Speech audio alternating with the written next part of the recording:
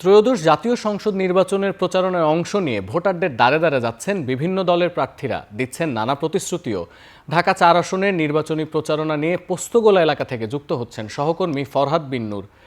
ফরহাদ, নির্বাচনী প্রচারণে সকাল থেকে আছেন আসলে প্রার্থীরা, বিভিন্ন দলের প্রার্থীরা নানা প্রতিশ্রুতিও দিচ্ছেন। তো কোন দলের প্রার্থীরা কোন প্রতিশ্রুতি দিচ্ছেন, কোন বিষয়ে জোর দিচ্ছেন আমাদের জানাবেন।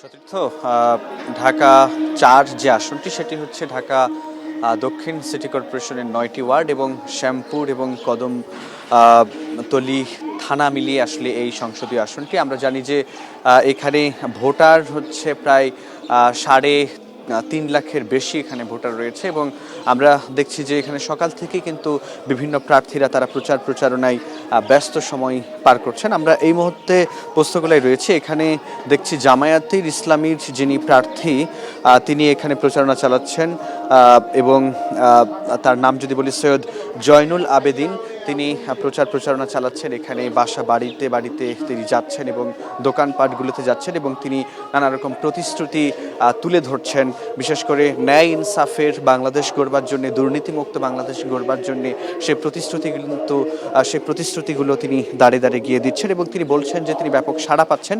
তবে তিনি অভিযোগ করেছেন যে গতকাল এই নির্বাচনী আসনে একজন মা বোনকে আঘাত করা হয়, যাকে হসপিটালে চিকিৎসা দেওয়া হচ্ছে। বিএনপির লোকজনই এটি করেছে বলে তারা কিন্তু অভিযোগ তিনি করেছেন এবং তিনি আইন শৃঙ্খলার ব্যাপারেও কিন্তু প্রশ্ন তুলেছেন যে এইভাবে আইন শৃঙ্খলা পরিস্থিতি থাকলে আগামী নির্বাচন সুষ্ঠু হবে কিনা সেই প্রশ্ন তিনি তুলেছেন। একই সঙ্গে আমরা যদি বলি যে এই আসনে কিন্তু মোট ৮ জন প্রার্থী রয়েছে। এখানে বিএনপির প্রার্থী যিনি রয়েছেন তানভীর আহমেদ, তিনিও নানাভাবে এখানে প্রচারণা চালাচ্ছেন। এখানে কমিউনিস্ট পার্টি থেকে শুরু করে বিভিন্ন স্বতন্ত্র প্রার্থীও কিন্তু রয়েছেন। তো সব মিলিয়ে সব দলের প্রার্থীরাই তারা ব্যস্ত সময় পার করছেন নির্বাচনী প্রচারণায়। তো এই ছিল আমার কাছে সতীর্থ সবশেষ তথ্য।